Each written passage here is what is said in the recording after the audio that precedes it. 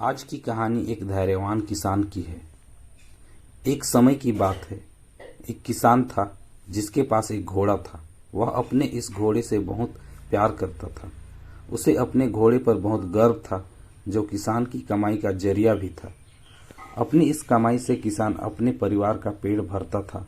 लेकिन एक दिन वह घोड़ा भाग गया।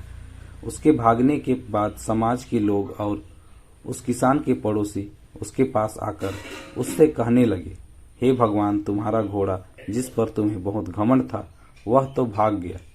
उसको सांत्वना देने लगे कि उसके साथ बहुत बुरा हुआ। लेकिन किसान ने उसका जवाब बहुत ही सजगता से देते हुए कहा, हाँ, बहुत बुरा हुआ। अगले दिन घोड़ा वापस आया। लेकिन सिर्फ घोड़ा वापस नहीं आया, बल्कि वह अपने साथ 3 जंगली घोड़े भी लाया। फिर उसके पड़ोसी उसके पास दौड़ते हुए आए और उस किसान से कहने लगे, आपका घोड़ा आ गया और आपने साथ 3 घोड़े भी लाया है। यह तो बहुत अच्छी बात है। आपकी किस्मत तो बहुत अच्छी है। किसान बहुत खुश हुआ। उसकी तरफ देखा, फिर उसका जवाब बहुत ही साधारण रूप से दिया और कहा, हाँ, शायद। कुछ दिनों बाद किसान का बेटा उसी जंगली घोड़े में से किसी एक को काम के लिए उपयोगी बनाने की कोशिश कर रहा था। लेकिन इसी कोशिश के दौरान घोड़े ने उसे जमीन पर पटक दिया और उसका पैर बुरी तरह से टूट गया। उसके पड़ोसी उससे कहने लगे, उस पागल घोड़े ने देखो तुम्हारे बेटे के साथ क्या किया, उसका पैर तोड़ दिया। यह तो बहुत बुरा हुआ। किसान दुखी हुआ और फिर से उसी तरह जवाब दिया और कहा, हाँ, शायद मेरे बेटे के साथ गलत हुआ। अगले दिन सेना के कुछ जवान उस किसान के घर आते हैं, जो जंग छिड़ने के कारण नए जवानों की भर्ती कर रहे होते हैं। उसमें से एक जवान ने किसान के बेटे को देखा और बोला, इसका तो पैर टूटा हुआ है, हम इसे सेना में भर्ती नहीं कर सकते। और वे जवान गांव के सभी लड़कों को लेकर अपने साथ चले गए। यह जानकर उसके पड़ोसी और बाकी गांव वाले उसके पास आए और बोलने लगे, तुम्हारे बेटे को तो जवान जंग के लिए नहीं ले गए, तुम्हारी किस्मत तो बहुत ही अच्छी है।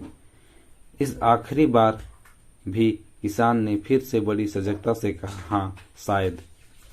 इस कहानी से हमें यह प्रेरणा मिलती है कि हमारे लिए चीजों को नकारात्मक ढंग से सोचने में जरा भी समय नहीं लगता।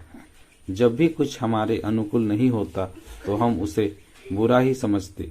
लेकिन सच बात तो यह है कि कोई नहीं जानता कि जो हमारे साथ घटा है वह बुरा है या अच्छा।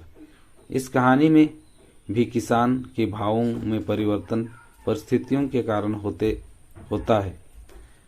बुरी परिस्थितियों में वह नकारात्मक हो जाता है और अच्छी परिस्थितियों में वह सकारात्मक। इन नकारात्मक और सकारात्मक परिस्थितियों के बीच समय में धैर्य रखना बहुत जरूरी है। क्या आप वाकई में यह बता सकते हैं कि हमारे साथ जो घट रहा है वो गलत है या सही, बिना यह जाने कि भविष्य में उसका क्या प्रभाव पड़ेगा हम पर, यह हमारे जीवन पर? मुझे लगता है कि आपका जवाब होगा नहीं।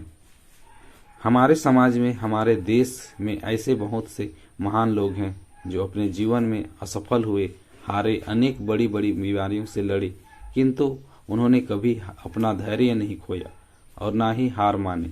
यही आगे चलकर बड़े प्रसिद्ध हुए, सफलता के मुकाम पर पहुंचे और महान बने। हमारे बड़े बुजुर्ग सही ही कह गए हैं कि जो होता है अच्छे के लिए होता है। यह छोटी सी लाइन हमें बहुत कुछ सिखा जाती है और ये बात हमें कभी नहीं भूलनी चाहिए। हमेशा कोशिश करते रहना चाहिए, जीवन के पथ पर निरंतर आगे बढ़ता रहना चाहिए और कुछ बातों को ध्यान रखना है।